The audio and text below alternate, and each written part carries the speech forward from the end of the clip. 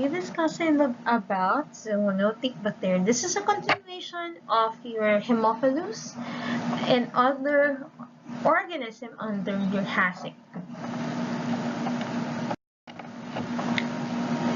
So, we'll be dealing with zoonotic bacteria. So, first is Brucella species. Brucella species is a zoonotic disease, commonly causing a category B.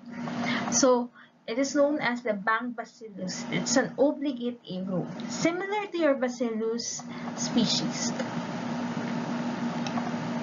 It causes undulant fever, Malta fever, Crimean, and Mediterranean fever. So undulant fever meaning increase, decrease of fever. So commonly this is due to the patient exposure to animals, and this can be transmitted to direct contact. There are 4 species that mostly commonly associated with the human illness. It is the Brucella militensis, Brucella abortus, Brucella suis, and Brucella canis. So commonly, it is dependent on the organism or the animal involved. Example for Brucella militensis, it is commonly goat or sheep. Abortus or Brucella abortus, it's sheep. Brucella suis, commonly for the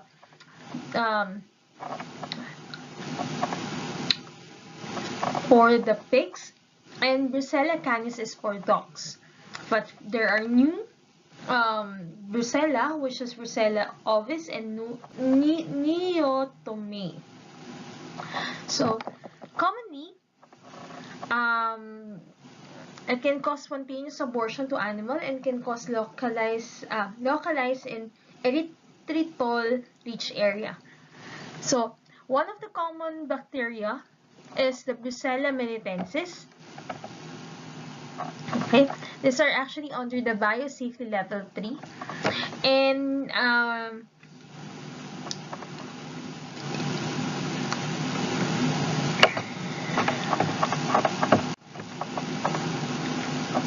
microscopic, it is gram-negative, non-motile, and may appear coccobacilli or with sandy appearance, like you see here. It's a facultative intracellular pathogen that can reside even in the phagocytic cells. One example, if you remember our discussion about aerobic bacteria, okay, it is similar to your Listeria monocytogenes because it can actually reside in phagocytes or your neutrophils. Next, what is the culture media? You can actually use a blood agar plate, commonly causing a translucent and brownish as it ages. There, Martin or Martin Lewis media used from contaminated specimen. Commonly, Tyre Martin and Martin Lewis are for Neisseria species. So, Brucella abortus requires niacin and nicotinic acid, but inhibited by thionine dye. So, medium of choice is Castañeda's bottle or Castañeda bottles and Triptychia soy agar because it is commonly an aerobic organism, an obligate aerobe. Other tests, it is a urease positive because after 2 hours it gives a positive result for urease. It is a catalase positive and an oxidase positive. And you can actually do a serum agglutination test for the Brucella species. Commonly, if it is positive, it has a greater than 160 titer, it means that there is a probable organism can be Brucella species. So Brucella abortus is for cattle, canis is for dogs, militensis is for goats and sheep, and suis is for swine. So these are just some of the tests that is done for Brucella species. So H2S positive or the lead acetate method would be the abortus and suis only. Urease all are positive. For the fuchsine dye, it is positive for the canis and the suis, and the abortus or Brucella abortus is the only threonine positive among the Brucella.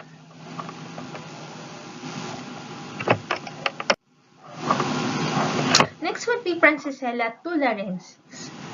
So, Francisella tularensis can cause tularemia. So, this is strictly aerobic. It can actually also known as the rabbit fever disease, the deer fever, lemon fever, water rat trappers disease. So commonly contracted through the ingestion, inhalation of arthropod bites, example your ticks, bites, and fleas or flies, biting flies, and it is contact with infected tissue, or once it is direct contact with the infected tissue. Commonly, a clinical form of ulceroglandular enlargement of the lymph node, and this is a category A in the CDC for the disease. So, your Brucella is B, but Francisella would be A in the category of the CDC. Microscopic, it's small, non-motile, non-spore-forming gram-negative bacilli or coccobacilli. It is facultative intracellular pathogen. So you commonly, under the zoonotic bacteria, it is commonly a facultative intracellular pathogen. For culture, it is slow growth, similar to this Zoonotic bacteria, and not visible before the 48 hours. Commonly, it needs supplementation of cysteine, thiosulfate for the growth of the Francisella tularensis. Niche of choice is your chocolate agar, modified Thayer Martin, buffer charcoalese extract or the BCYE agar, Muller Hinton, and the cryptic K soy broth. Morphology are gray, white race colony with smooth appearance. Note, because this is dysgonic or slow grower, it can the plate should be checked daily for 14 days. So it's similar to a dysgonic bacteria that needs to actually monitor until 2 weeks. So for the test, it is an oxidase, satellite, there is no satellitism or X and V test. So it's negative for the X and V test. So it's an oxidase negative, a urease negative, but this is a catalase positive. But weakly positive for the catalase. It's a beta-lactamase. It has a beta-lactamase activity, so it inhibits some of the antibiotic. Other identification, you can use direct fluorescent antibody, immunohistologic staining with monoclonal antibody, PCR, slide agglutination. If you do a slide agglutination or the single serology test, if there would be 4-fold increase in the antibody titer, so commonly 1:2, 1:4, 1:6, 1:18, okay, 18 or 24, it would give you a 4-fold increase in the antibody titer.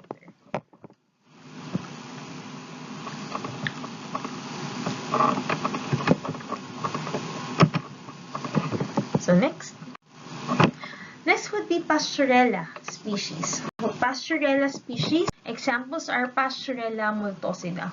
So this is a zoonotic bacteria that commonly found or reside in the respiratory and oral cavity of the birds and the mammals. Commonly, species are Multocida, Septica, and Gallicida. It is bipolar stain. There's a safety pin appearance at pole of the cell and more intense stain. It's similar to your Yersinia pestis. This is catalase positive.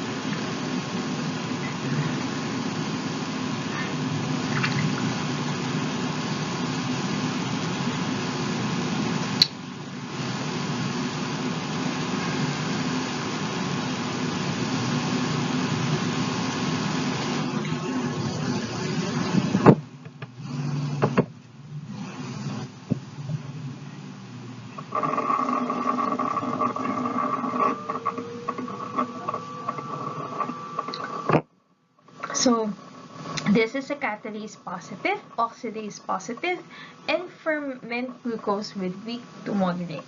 So shiploid agar plate and chocolate, grayish colonies and non-hemolytic, and commonly it has a narrow green to brown halo around the colony after 48 hours. Common smell of the colony is mushroom smell.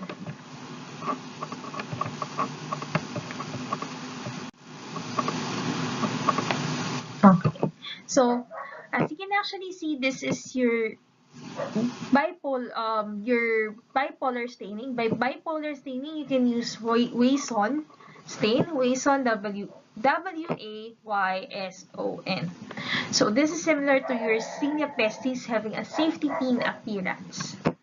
As you can actually see, Pasteurella multocida does not grow on McConkey agar.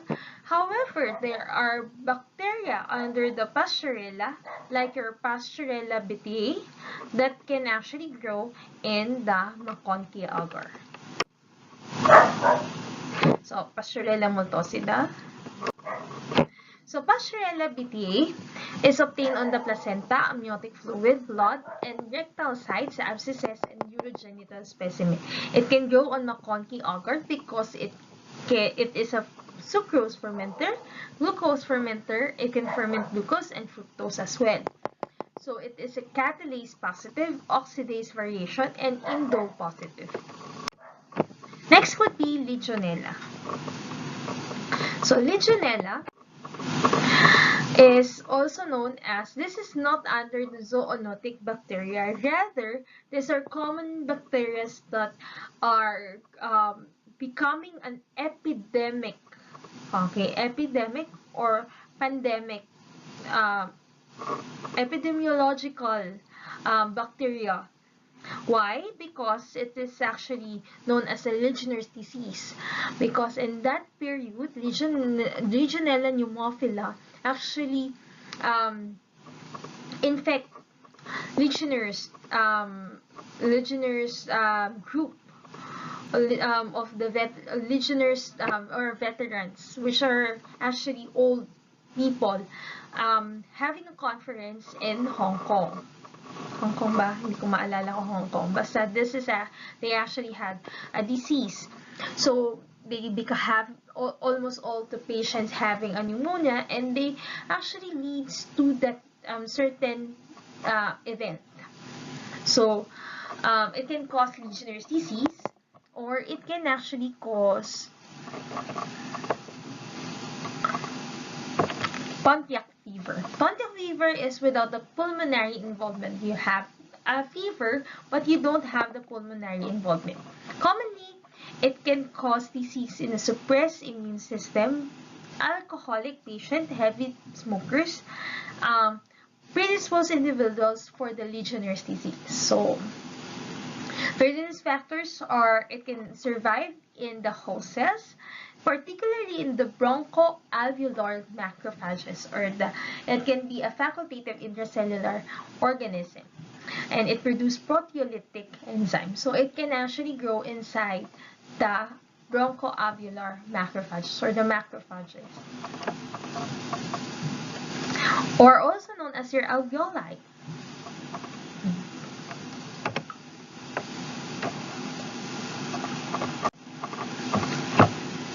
So, different types of Legionella species. Legionella lombicae is also associated with gardening. Legionella species can actually tolerate chlorine up to 3 mg per liters, and these are commonly seen in the air conditions, whirlpool spa, humidifiers, and industrial process water. That's the main reason why in the Legionnaires' disease, or the Legionnaires have a contracted Legionella, because they blame it to the air condition. Yes. Note also, Legionella can also survive in a free-living protozoa and other commensal bacteria and algae. So it is an intracellular, it can survive even in the algae as well. So it can multiply in 20 degrees Celsius to 43 degrees Celsius and can survive even in a highest temperature, which is a 40 degrees Celsius and a 60 degrees Celsius. Specimen of collection. Commonly, if the patient has a Legionnaire's disease, it is bronchial washing, sputum, and bronchial alveolar lavage. So, note, saline or buffer should not be used in handling sputum sample. So that's the main reason why they would prefer other method or other specimen for the Legionella pneumophilia. So one example is the urine sample. They would collect it for the antigen detection of Legionella pneumophila, particularly Legionella pneumophila serogroup 1. So what is the microscopic examination? You can actually see it is a gram-negative bacilli, but it is weakly stained. Because it is weakly stained, you can actually extend the sapper mean at least 10 minutes. So only the Legionella mictadae would actually be positive for the acid fast, particularly in the Quinion stain. As you can actually see, to confirm this gram staining, because it is weakly stained, you can actually do a direct fluorescent antibody test or the fluorescent microscopy.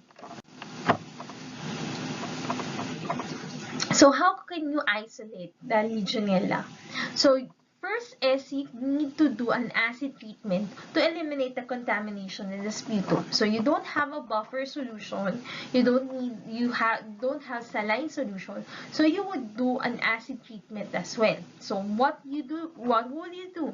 You dilute the specimen into 1:10 with the 0.2 normality of the potassium chloride, hydrochloric acid, and allow it to stand for 5 minutes before you can actually process the sputum sample. So the aerobic bacteria do not grow on sheep blood agar, and it requires L-cysteine for growth. It is similar to your Francisella tularensis. So the buffer charcoal yeast extract with BCYE with the L-cysteine is actually used as the main agar for isolating the Legionella species. So note, you can actually add other antibiotic like your polymyxin B, anisomycin, vancomycin, or your cefamandole. So in the BCYE or the buffer charcoal yeast extract, you can see a ground glass appearance. And periphery of the colony, you can see a pink or light blue or bottle green bands and with a furrowed appearance. You can actually illuminate it under an ultraviolet light at the 360 nanometer. So what would be the biochemical test? This is also a slow growing with 3 to 5 days and a characteristic of ground glass colony and the morphology, particularly colony morphology, particularly in the BCYE. So note it requires cysteine for the primary isolation. So you don't need no growth on unsupplemented sheep blood agar plate. It is a saccharolytic and it is a catalase or oxidase weakly positive. So other tests, you can do urine antigen test, okay, using the radioimmunoassay, microplate enzyme immunoassay, and the rapid immunochromatographic assay or the rapid test. Okay, and you can use the direct fluorescent antibody test. So this is for the lower tract or for the sputum sample. For this one, you just have your FITC or the fluorescein isothiocyanate label conjugate. So once it brights yellow or green with coccobacillary or bacilli intense in the peripheral staining, meaning it is a Legionella. But please do take note, it can actually have a cross-reaction for DFA, particularly for the Pseudomonas bacteroides, Corynebacterium, and other bacteria that can cause could react with the polyvalent conjugate, which is your FITC or the fluorescein isothiocyanate labeled conjugates. So this is an example of DFA or direct fluorescent antibody. So as you can see, it fluoresces like green, yellow. Okay. Other tests are DNA detection. You can use a probe tech ET, Legionella or nucleic acid amplification test or the PCR. The indirect fluorescent antibody, however, is heat-killed or formally killed bacteria are fixed to the microscope. So there is less cross-reactivity as compared to your DFA. So the cross-reaction, however, would be for the mycoplasma and the chlamydia. So you can also use, once it is positive, meaning it has a 4-fold increase from at least 1 is to 128 from the acute serum phase. Last would be the Bordetella species. Bordetella is commonly causing the whooping cough or the pertussis. So common would be your Bordetella pertussis and Bordetella parapertussis.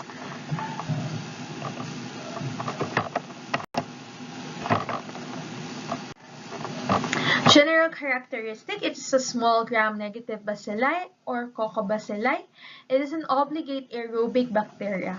It do not ferment carbohydrates, oxidize amino acid, inactive in biochemical test system. Catalase positive and less fastidious, and this can actually grow on a McConkey agar. Note, bacteroid for this one, the pertussis or Bordetella pertussis is inhibited, particularly of fatty acids, metal ion sulfide, and peroxide. So media for the isolation of this requires protective substances like your charcoal, blood, and starch.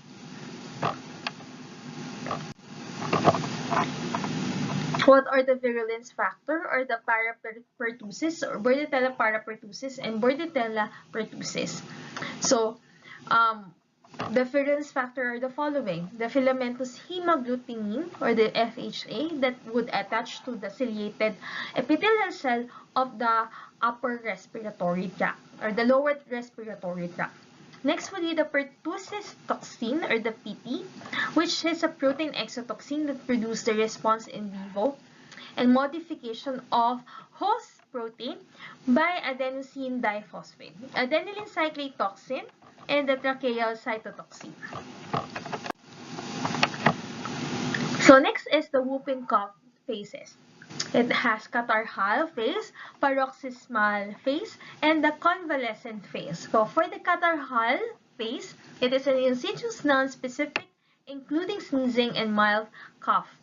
Commonly having runny nose, and this is in this stage it is the highly contagious. For this, next is the paroxysmal phase. So whoop at the end of the cough. Whooping yung parang whoop, yung parang may parang pito sa dulo. Okay? So next is the convalescence phase. So decrease in the frequency and severity of the coughing spells. So meaning, dito, pagaling na yung patient. Other Bordetella are Bordetella bronchoseptica, which is the respiratory tract pathogen of dogs and also cause kennel cough, and it is common causing infection in immunosuppressed patient. It can cause pertussis syndrome or pertussis-like syndrome. Lab diagnosis, PCR or polymerase chain reaction, direct fluorescent antibody, and it can note this organism cannot survive outside the host. So it is not an intracellular bacteria. Specimen of collection, commonly nasopharyngeal, aspirate or swab. We use calcium alginates or Dacron polyester. So also uses flux swab for higher sensitivity, and we require direct plating for this. So the swab can be expressed in 1% casein, hydrosylate, or casamino acid. Transport media with charcoal for 24 hours, delayed of specimen if it is delayed. So you can actually do throat swab, but it is discouraged because it is lack of sensitivity. So the specimen of choice for this is nasopharyngeal swab. So kosher media use, you can use the Casamino media, or you can use the Regan low transport media. This is um, for the overnight transportation. It's a transport media. So half strength of the charcoal agar containing 10% of the horse blood and a 40 milligram per liter of cephalic. So this is the end of the discussion about the HASIC group and other related organism of Haemophilus species. So next meeting we'll be having a quiz for Haemophilus, HASIC, and zoonotic bacteria as well. Thank you and good day.